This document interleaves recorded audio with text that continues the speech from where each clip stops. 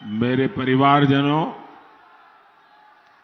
जयपुर के जादूगर और दिल्ली के बाजीगर,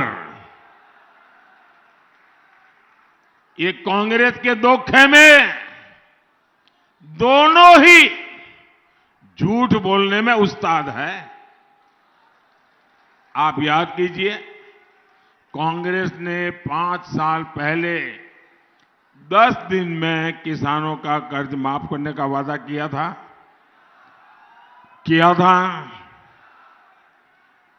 5 साल हो गए।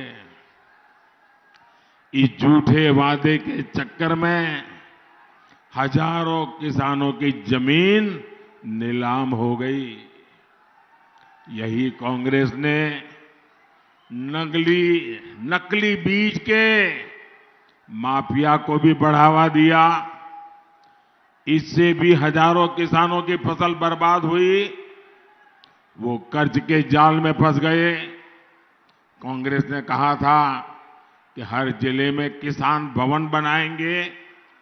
किसान भवन तो क्या बनेंगे, कांग्रेस के नेताओं के बड़े बड़े बंगले जरूर बन गए।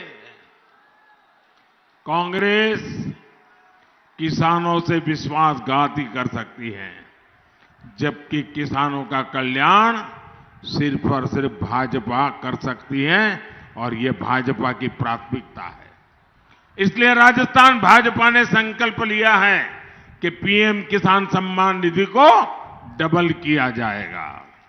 यानी भाजपा सरकार हर किसान के बैंक खाते में 12,000 रुपया जमा कराएगी। भाजपा सरकार यहां गेहूं किसानों को एमएसपी पर बहुत बड़ा बोनस देगी। दिल्ली मुंबई एक्सप्रेसवे आपके इसी क्षेत्र से होकर गुजर रहे हैं। इसका भी बड़ा लाभ इस भूभाग के किसानों और व्यापारियों को मिलेगा। मेरे परिवारजनों, राजस्थान की कांग्रेस सरकार को लेकर जिस तरह का घनघोर गुस्सा है, वैसा मैंने पहले कभी नहीं देखा। राजस्थान के युवा कांग्रेस से मुक्ति चाहते हैं। राजस्थान की महिलाएं कांग्रेस से मुक्ति चाहती हैं। राजस्थान के किसान, राजस्थान के पशुपालक कांग्रेस से मुक्ति चाहते हैं। राजस्थान के दुकानदार, व्यापारी, कारोबारी कांग्रेस से मुक्ति चाहते हैं। ये लोग कांग्रेस मुक्त भारत बनाने में नेतृत्व करने वाले लोग हैं, और राजस्थान में जो थोड़ा बहुत बच गया है, उस राजस्थान को भी मुक्ति दिलाने का संकल्प लेकर सड़कों पर उतरे हुए हैं। और मैं तो हैरान हूं, इस चुनाव का प्रभाव मैं बच्चों के मन पे देख रहा हूं। मैं पिछले 2-4 दिन में सोशल मीडिया पे मुझे कुछ लोगों ने बच्चों के वीडियो भेजे हैं। राजस्थान की छोटी छोटी बेटियां, छोटे छोटे बच्चे, और वीडियो में ये बच्चे कह रहे हैं, गहलोत जी कौनी मिले वोट जी। गहलोत जी कौनी मिले वोट जी। बच्चे, और जब बच्चों में ये भाव, और शायद सैकड़ों वीडियो चलते होंगे, ये साफ बता रहा है कि बच्चे भी अपना भविष्य कांग्रेस के हाथ में सुरक्षित नहीं देख रहे हैं। राजस्थान के लोग इसलिए गुस्सा है क्योंकि उन्होंने कांग्रेस के राज में सिर्फ तबाही देखी। कांग्रेस राजस्थान को फिर से बीमारू राज्य बनाना चाहती है। कांग्रेस के नेता सिर्फ अपनी तिजोरी भरती रहे, राजस्थान की जनता को वो भूल गए।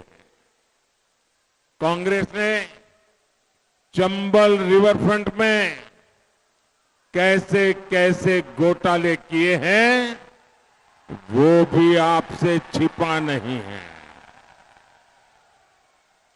लोगों पर दबाव बनाकर कांग्रेस ने जिन घंटों को जबरन खुलवाने की कोशिश की, उसने एक गरीब मजदूर और एक इंजीनियर का जीवन छीन लिया। आज लोग खुलकर आरोप लगा रहे हैं कि गहलोत सरकार 25 नवंबर को वोटिंग वाले दिन एक घंटा खुलवाने का दबाव डाल रही थी। राजस्थान में बनने वाली भाजपा सरकार न सिर्फ इस हादसे की जांच करवाएगी बल्कि सबको न्याय भी सुनिश्चित करेगी। मेरे परिवारजनों, भारत की आजादी को 75 वर्ष पूरे हो गए हैं और अब हमारे सामने विकसित भारत का लक्ष्य है। ये राजस्थान को विकसित बनाए बिना भारत को विकसित बनाने का लक्ष्य अधूरा है। लेकिन जब तक भ्रष्टाचार, परिवारवाद और तुष्टीकरण नाम के देश के 3 दुश्मन हमारे बीच है, तब तक ये संकल्प पूरा होना मुश्किल है। और कांग्रेस इन 3 बुराइयों की सबसे बड़ी प्रतीक है। आजकल राजस्थान की लाल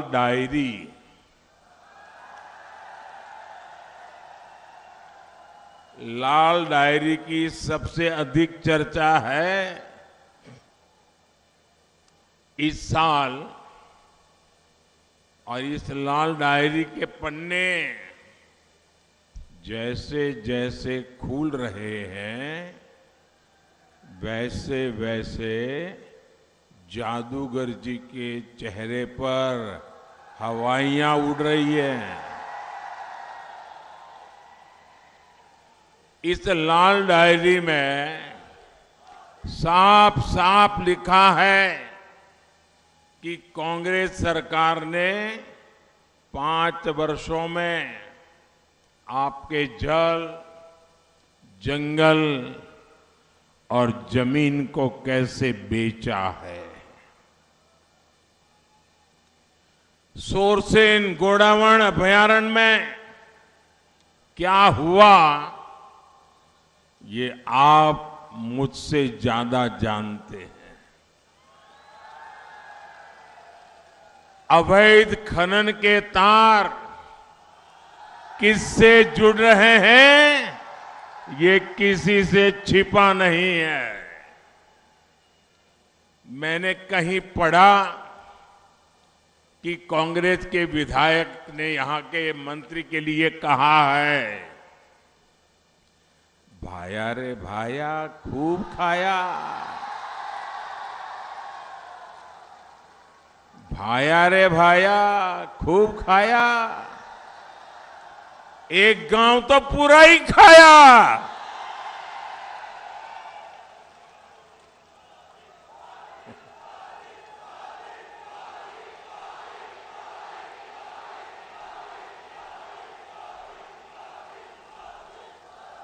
कांग्रेस में मंत्री हो, विधायक हो, सब बेलगाम है और जनता त्रस्त है।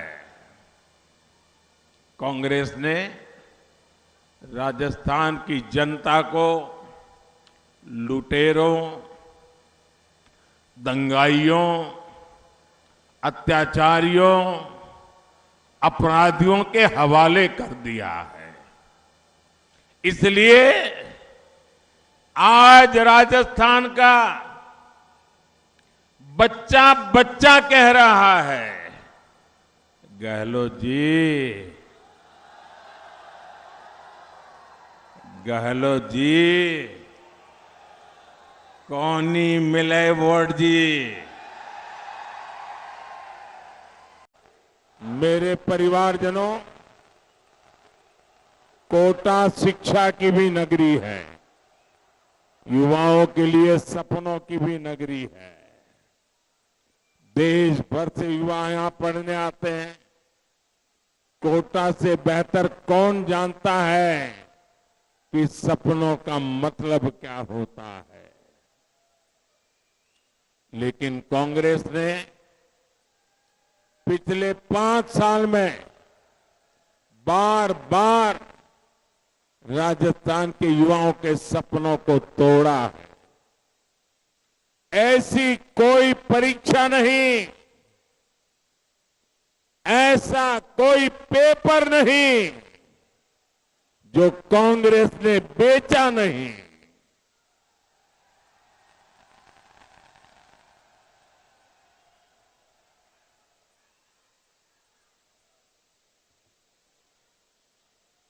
कांग्रेस का पेपर लीक माफिया युवाओं के सपनों पर भारी पड़ गया। इसलिए राजस्थान बेरोजगारी के मामले में देश में अग्रणी है। लेकिन मैं आपको विश्वास दिलाता हूं, परीक्षा के पेपर लूटकर जिसने भी अपने लॉकर भरे हैं, उसका लॉकर टूटेगा और वो लॉकअप में जाएगा। ये भी मोदी की गारंटी है। मेरे साथियों, आपका सपना ही मोदी का संकल्प है। विकसित भारत के निर्माण का एक महत्वपूर्ण स्तंभ भारत की युवा शक्ति है। इसलिए भाजपा सरकार युवाओं को नए अवसर दे रही है, उनके लिए नए अवसर बना रही है। राजस्थान को केंद्र की भाजपा सरकार ने 23 मेडिकल कॉलेज दिए हैं। इतने मेडिकल कॉलेज बनना, यानी मेडिकल की उतनी ही ज्यादा सीटें बनना, युवाओं को ज्यादा मौका मिलना। कोटा में ट्रिपल आईटी के कैंपस का लोकार्पण भी हो चुका है। साथियों, युवाओं की आकांक्षा, उनकी आवश्यकता भाजपा सरकार की सबसे बड़ी प्राथमिकताओं में से एक है।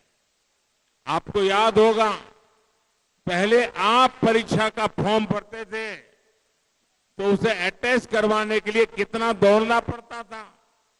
हमने सेल्फ अटेस्ट को ही मान्यता दे दी। हमने ग्रुप सी और ग्रुप डी की नौकरियां, इंटरव्यू भी खत्म कर दिए। मैं अपने युवाओं से कहूंगा, आप कल्पना करिए, आज अगर 1 जीबी डेटा 300 रुपये का होता तो क्या होता। जरा सोचिए, अगर आज 1 जीबी डेटा की कीमत 300 रुपया होती तो क्या होता। आज अगर इंटरनेट की स्पीड अभी से 10 गुना कम होती तो क्या होता। आज जो मोबाइल आप इस्तेमाल करते हैं 10 गुना अगर महंगा होता तो क्या होता। वो गोल चक्कर याद है जो कोई भी वेबसाइट खोलने पर काफी देर तक चलता रहता था, घूमता रहता था? याद है कि भूल गए? भाजपा सरकार के रहते भारत में जो डिजिटल क्रांति हुई है, उसने देश में लाखों नए रास्ते बना दिए। हमने डेटा इतना सस्ता कर दिया है कि आज हर मोबाइल बिल 3 से 4 हजार रुपया कम हो गया है। आज दुनिया का हर बड़ा मोबाइल फोन भारत में बनता है। भारत में मोबाइल फोन बनाने की फैक्ट्रियां मेरे आने से पहले 2 थी, आज 200 है। आज खेती से लेकर टेक्नोलॉजी तक, आईटी से लेकर ड्रोन और स्पेस सेक्टर तक युवाओं के लिए हमने नए अवसर खोल दिए हैं। साथियों, राज्य में कानून का राज हो, ये हर राज्य की पहली जिम्मेदारी होती है। जब से यहां कांग्रेस की सरकार बनी है, तब से राजस्थान में हर तीज त्योहार के दौरान दंगे होते रहे हैं। एक तरह से हर वर्ष राजस्थान में कोई न कोई बड़ा दंगा राजस्थान में जरूर हुआ है। मैं छोटे छोटे दंगों की बात नहीं कर रहा हूं, मैं बड़े बड़े दंगों की बात करता हूं, जिस दंगों ने देश को चौंका दिया। अक्टूबर 2019 में टोंक में बड़ा दंगा, 2020 में डूंगरपुर में बड़ा दंगा, 2021 में झालावाड़ और बारां में 2 बड़े दंगे, और 2022 में फिर कांग्रेस ने जोधपुर और करौली को दंगों की आग में झोंक दिया। पिछले साल नववर्ष की शोभा यात्रा के दौरान करौली में जो कुछ हुआ, क्या आप लोग उसको भूल सकते हैं क्या? जरा माताएं बहनें बताएं, क्या इसको भूल सकते हैं क्या? जरा उस तरफ जो लोग दूर दूर बैठे बताएं, भूल सकते हैं क्या? क्या इसे भूल सकते हैं क्या? आप सब लोग बताइए, क्या इसको भूल सकते हैं क्या? यहां पत्थरबाजी में कितने ही लोग लहूलुहान हो गए, घायल हो गए, कितनों का व्यापार कारोबार चौपट हो गया। कहीं परशुराम जयंती पर हमला, कहीं नववर्ष की शोभा यात्रा पर हमला, कभी दशहरे के जुलूस पर हमला। ये इस हमले क्यों रुकते नहीं है भाई? ये हमले इसलिए नहीं रुकते हैं क्योंकि दंगों के आरोपी मुख्यमंत्री के आवास पर दावत करते हैं।